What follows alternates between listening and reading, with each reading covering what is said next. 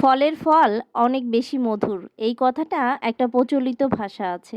নানা নানি যাদের আছে তারাই শুধু বোঝে নানা বাড়ির আদর কী, আর যাদের নানা নানি নাই এখন জীবিত তারা হয়তো ভুলে গেছে যে নানা বাড়ির আদরটা কী ছিল। এই যে দেখেন গরুর পা, এত বড় একটা গরুর পা নিয়ে আসছে আমার আব্বু আম্মু। নানা নানির কাছে আবদার করেছিল গরুর পা খাবো, সে বোঝেও না হয়তো গরুর পা কী জিনিস, কিন্তু একবার বলেছিল আর অমনি আমার বাবা মা কিন্তু সেগুলো নিয়ে আসছে। আসলে এরকমই হয়, এত এত প্যাকেট ভরে এত বড় একটা বস্তা নিয়ে আসছে আব্বু আম্মু। তো আমি বস্তাটা আর দেখালাম না, সবগুলো ডাইনিং টেবিলে সাজিয়ে আপনাদেরকে দেখাবো যে কী কী জিনিস নিয়ে আসছে। এই যে দেখেন আমার মা হলুদ, কাঁচা হলুদ সে বেটে পাটায় শিলপাটায় বেটে সেই হলুদ কিন্তু বক্স ভরে আমার জন্য নিয়ে আসছে।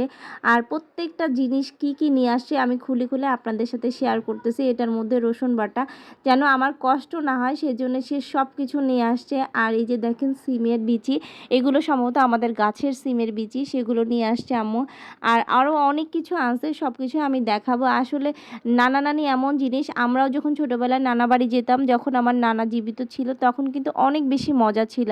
আর এখন নানা নাই, শুধু নানি আছে, তারপরও সেই আগের মতো মজাটা পাই না। মামা বাড়ির মজা একরকম, আর নানা নানি বেঁচে থাকলে নানা বাড়ির মজাটাই অন্যরকম। যাদের নানা নানি ছিল বা নানা বাড়ির আদর পেয়েছে তারাই শুধু জানে যে নানা বাড়ির মজাটা যে কেমন। চিংড়ি মাছ ভুনা করে নিয়ে আসছে, এটা আসলে মায়েরাই সবসময় মেয়েদের জন্য নিয়ে আসে, মারাই বোঝে মেয়ের কষ্টটা কী। তো সবগুলো প্যাকেট আমি খুলে খুলে দেখাবো যে এত এত জিনিস নিয়ে আসছে আমার আম্মু আমার জন্য।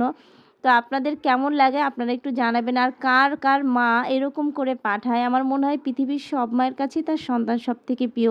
আর মায়েদের কাছে মেয়েরা বেশি প্রিয় হয়, কারণ মায়েরা মেয়েদেরকে বিয়ে দেওয়ার পরে চিন্তা করে যে আমার মেয়ের কষ্ট হচ্ছে কিনা, সেজন্য যখনই আসে তখনই সে তার সাধ্য মতো সব কিছু নিয়ে আসতে চায়। পারলে তো পুরা বাজার ধরে নিয়ে আসে, কিন্তু তারপর আমি যেগুলো যেগুলো পছন্দ করি সেই জিনিসগুলো সে আনতে একদমই ভুল করে না। এই যে দেখেন কত বড় একটা হাঁস নিয়ে আসছে আমার জন্য।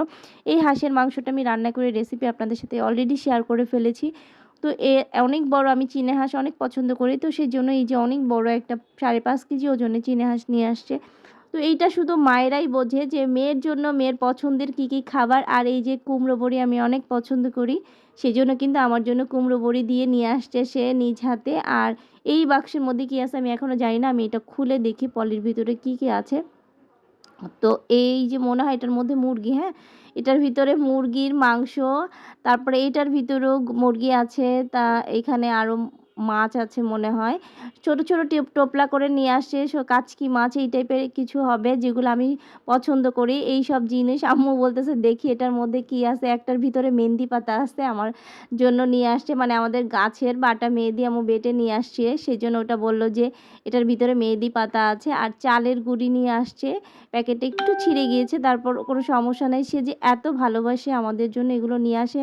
আর এই দেখেন আমাদের গাছের লাউ শাকগুলো একদম শুকিয়ে গেছে। আর সিম নিয়ে আসছে, সাথে একটা বোম্বাই মরিচ